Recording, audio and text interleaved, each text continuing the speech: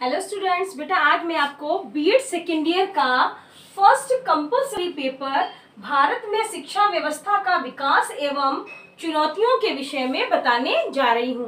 बेटा इसका पहला चैप्टर वैदिक युग में शिक्षा के विषय में बताने जा रही हूँ। बेटा हर काल में शिक्षा की व्यवस्था अलग रही है, जैसे चाहे वो आप बौद्ध काल को ले लो, चाहे मुस्लिम काल को, चाहे आप आधुनिक काल को ले लो। अब हम बात करते हैं वैदिक युग की। बेटा वैदिक युग की शुरुआत की अगर हम बात करें तो वेदों और वेदांग से वैदिक युग की शुरुआत हुई थी। बेटा 4 वेद हैं, ऋग्वेद, सामवेद, यजुर्वेद और अथर्ववेद।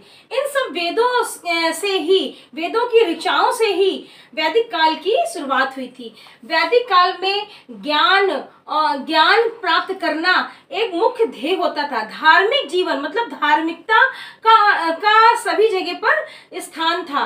इसके साथ साथ बेटा सामाजिक व्यवस्था चार आश्रमों में विभक्त थी, जिसमें कि सबसे पहले नंबर में ब्रह्मचर्य आश्रम, उसके बाद ब्रह्मचर्य आश्रम के बाद गृहस्थ आश्रम, फिर उसके बाद वानप्रस्थ आश्रम, फिर संन्यास आश्रम मतलब विद्यार्थी जीवन, फिर उसके बाद जो बालक होता था विद्यार्थी जीवन के बाद गृहस्थ जीवन में प्रवेश करता था, फिर वानप्रस्थ, उसके बाद वह ईश्वर उपासना के लिए, ईश्वर प्राप्ति अर्थात मोक्ष प्राप्ति के लिए वो संन्यास आश्रम में चला जाता था। अगर हम प्राचीन काल शिक्षा की बात करते हैं तो प्राचीन कालीन शिक्षा को ब्राह्मण कालीन शिक्षा भी कहा जाता है। बेटा इस युग में गुरु शिष्य में संबंध जो थे वो बहुत ही मधुर थे। गुरु जो होता था अपने शिष्य को पुत्र के समान ही समझता था, और जो शिष्य होता था वह अपने गुरु को पिता के समान ही समझता था। गुरु जो होता था अपने शिष्य को ये शिक्षा देता था कि ये जो 3 ऋण हैं इनको अपने जो शिष्य होते थे उनको बताया जाता था कि 3 जो ऋण हैं, देव ऋण, पितृ ऋण और ऋषि ऋण, इन तीनों ऋणों से मुक्ति पाने के लिए, मोक्ष पाने के लिए हमें शिक्षा ग्रहण करनी होगी। हमें वहाँ के जो कर्तव्य हैं, ईमानदारी है, त्याग है, चिंतन है, मनन है, इन सबको धारण करना होगा। बेटा उस युग में बालकों को सच्चाई, ईमानदारी इत्यादि के बारे में गुरु पाठ पढ़ाते थे। इसके साथ साथ वो ये बच्चों को समझाते थे कि अपने कर्तव्य का पालन करना और किसी से झूठ नहीं बोलना, मिथ्या कोई बात नहीं करना, और सभी की जो भी हमारे बड़े हैं उनकी आज्ञा का पालन करना, और छोटों से किस तरह से प्यार से रहना है, इन सारी बातों को बताया करते थे। अतिथि देवो भव, इस तरह की वहां पर शिक्षा दी जाती थी। इसके साथ साथ आत्मानुभूति और परम ब्रह्म, आत्मा और ब्रह्म को एक ही माना जाता था। इसके साक्षात्कार के लिए मनुष्य जो था उस काल में जीवन पर्यंत सत्य कर्म करता रहता था और सच्चे मार्ग में चलने का प्रयत्न करता रहता था।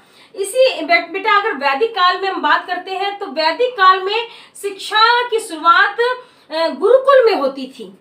वहाँ की जो पाठशालाएं थी वो गुरुकुल नाम से जानी जाती थी। गुरुकुल जो होते थे बेटा वो प्रकृति की गोद में सुरम्य वातावरण में होते थे, नदियों झरनों के किनारे हुआ करते थे, जिससे कि बालकों को एक वातावरण मिले और घर के कोलाहल से दूर वो सही ढंग से अध्यापन कार्यों को कर सकें।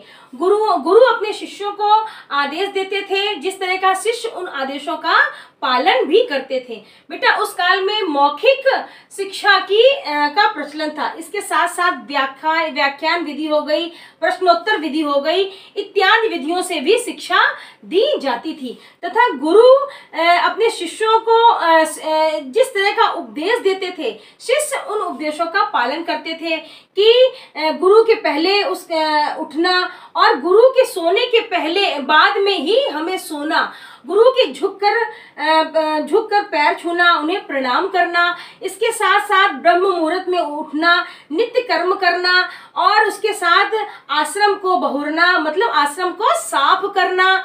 उसके बाद गुरु जो भी शिक्षा दे रहा है उसको मौन धारण होकर उसको ग्रहण करना। इसके साथ साथ बेटा जब गुरु अपने उपदेशों को देना बंद कर दे तो शिष्य गुरु की आज्ञा से जो भी मन में शंका और समाधान होता था उन प्रश्नों का निवारण पूछ सकते थे। बीच में कोई भी शिष्य गुरु की बात को नहीं टोकता था, ना ही पूछता था। इसके साथ साथ जो शिष्य होते थे वो अपने भोजन की व्यवस्था करने, अध्ययन अध्यापन के बाद भोजन की व्यवस्था करने जाते थे और वो भोजन जो लेके आते थे वो अपने गुरु को के सुपुर्द कर देते थे। गुरु जो भी भक्ष्य उनको देते थे वो मौन होकर एकांत में उसको ग्रहण करते थे।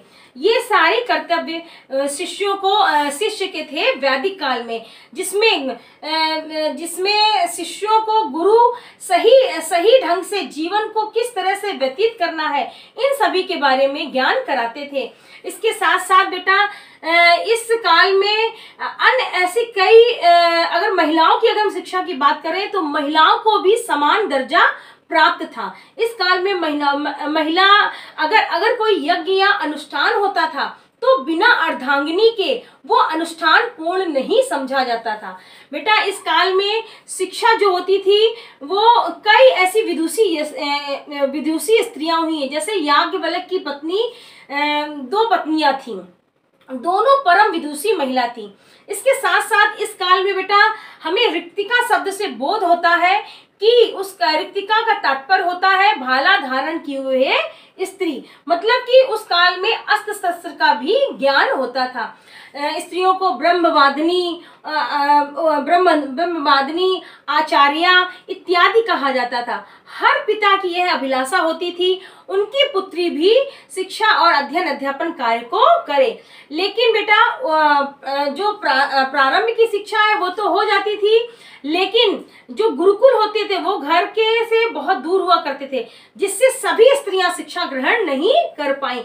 शिक्षा सामान्य होने के साथ साथ लेकिन इन सब परिस्थितियों के कारण सभी स्त्रियों को अध्ययन अध्यापन का कार्य नहीं प्राप्त हो पाया। जो गुरु कन्याएं हुआ करती थी या गुरु पत्नियां हुआ करती थी सिर्फ वही शिक्षा ग्रहण कर पाती थी। तो बेटा ये वैदिक कालीन का संक्षिप्त इतिहास था, जिसमें गुरु शिष्य में मधुर संबंध थे।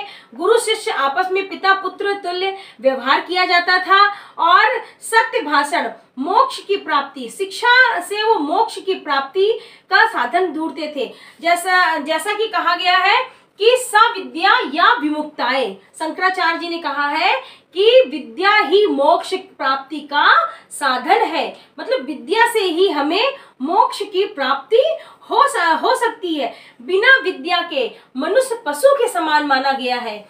अब बेटा हम वैदिक कालीन युग को 2 भागों में बांट सकते हैं, जिसमें पहले नंबर में आता है सीमित तथा संकुचित अर्थ, दूसरे में आता है व्यापक अर्थ।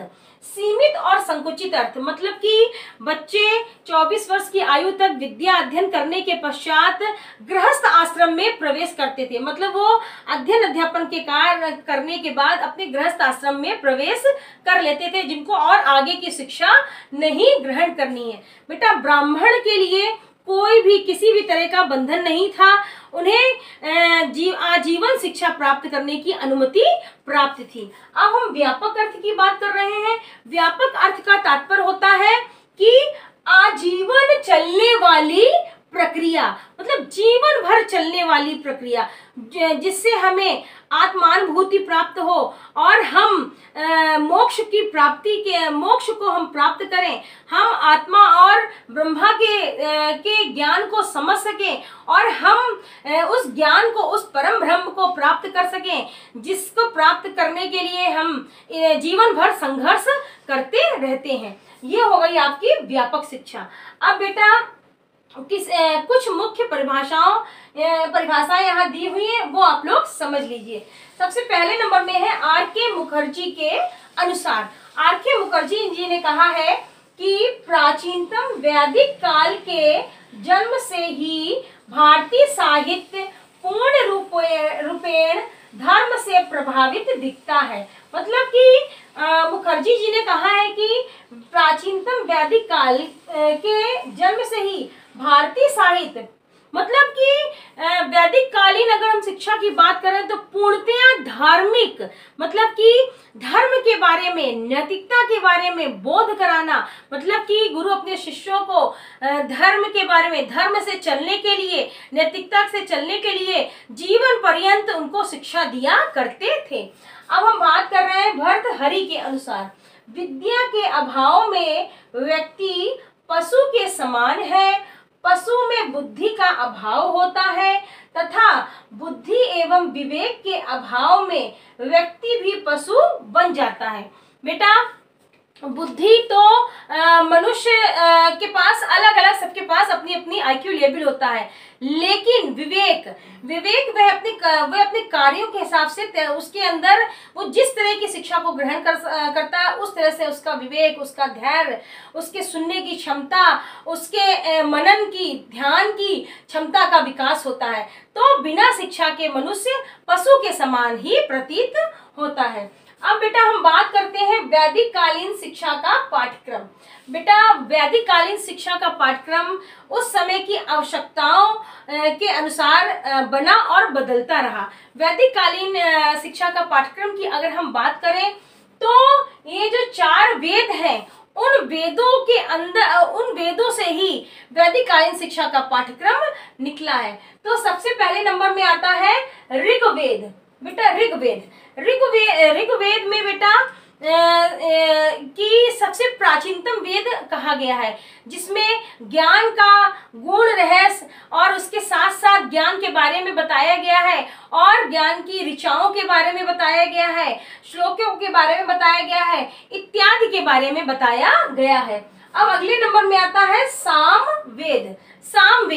तो बेटा सामवेद एक प्राचीन वेद है। अगर हम सबसे प्राचीन वेद की बात करें तो ऋग्वेद है। सामवेद बेटा गे पदों पर आधारित था, मतलब संगीतमय पदों पर, कौशलों पर आधारित था, जिसमें काव्य से संबंधित और पद्य से संबंधित चीजों के बारे में बताया जाता था। अब अगले नंबर में आता है यजुर्वेद। यजुर्वेद में ललित कलाओं के विषय में बताया जाने लगा और इसमें यज्ञ, अनुष्ठान, वैदिक मंत्रों, उच्चारणों इत्यादि के बारे में बताया जाने लगा। उसके साथ साथ लौकिक संसार के बारे में भी यजुर्वेद में बताया गया। अगले नंबर में आता है अथर्ववेद। अथर्ववेद बेटा ये अथर्ववेद सबसे नया वेद है और इसे जादू टोने का वेद भी कहा जाता है, जिसमें कला, कौशल, आधारभूत आवश्यकताएं, सिद्धांत, मान्यताएं इत्यादि के बारे में, वर्तमान परिस्थितियों के बारे में बताया गया है। तो वैदिक कालीन शिक्षा का पाठ्यक्रम 4 वेदों पर आधारित था। अब हम पाठ्यक्रम के बाद हम बात करते हैं कि उस काल की टीचिंग मेथड क्या था, मतलब कि शिक्षण विधियां क्या थी। तो कुछ मुख्य तत्वों में शिक्षण विधियां विभाजित थी, जिसमें पहले नंबर में आता है मौखिक विधि। बेटा उस काल में जो शिक्षक होता था, गुरु होता था, वो बच्चों को ज्ञान दिया करता था। जो शिष्य होते थे वो मौन होकर उसको सुना करते थे। एक श्रोता होता था और एक वक्ता होता था। अगर कोई समस्या होती थी तो गुरु के बोलने के बाद जब कार्य समाप्त हो जाता था तो शिष्य उनसे अपनी शंका का समाधान कर सकता था। तो इसके साथ साथ बेटा प्रश्नोत्तर विधि इत्यादि विधियों का भी प्रचलन था। अब बेटा सेकंड नंबर में आता है विवेचन विधि। विवेचन विधि मतलब किसी भी तथ्य को लेकर उसको उसके गुणता के बारे में जानना और उसकी विवेचना करना, मतलब उसके एक एक पार्ट्स के विषय में बताते हुए बच्चों को अध्ययन अध्यापन कराया जाता था। अगले नंबर में आता था प्रवचन विधि।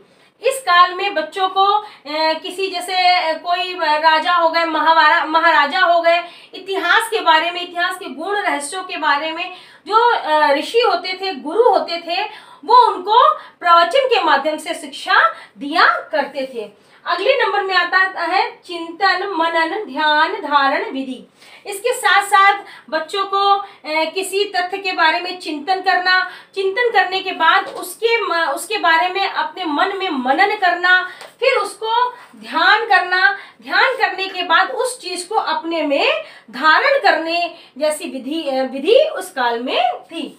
अगले नंबर में आता है व्यवहारिक विधि। इसके साथ साथ बच्चों को नित्य क्रिया, ब्रह्म मुहूर्त में उठना, व्यवहारिक ज्ञान, उनको जो शिक्षा दी जाती थी वो व्यवसाय परक दी जाती थी। उनको शस्त्रों का ज्ञान, उनको मतलब कि उनको इस तरह की शिक्षा दी जाती थी जिससे वे अपने जीविकोपार्जन में उनको असुविधा ना प्राप्त हो सके। बेटा 6 नंबर में आता है शास्त्रार्थ विधि। बेटा उस काल में कोई परीक्षा वगैरह तो थी नहीं, तो बच्चों की परीक्षा इसी शास्त्रार्थ के माध्यम से हुआ करती थी। जैसे बच्चे किसी ऋषि या किसी के यहाँ कोई शास्त्रार्थ या सम्मेलन हुआ तो उसमें जो गुरु होते थे, जो श्रेष्ठ उनके शिष्य होते थे, उनको वहां ले जाते थे और आपस में शास्त्रार्थ कराते थे, मतलब पक्ष और विपक्ष में बोलना। तो उसी से जाना जाता था कि कौन श्रेष्ठ है।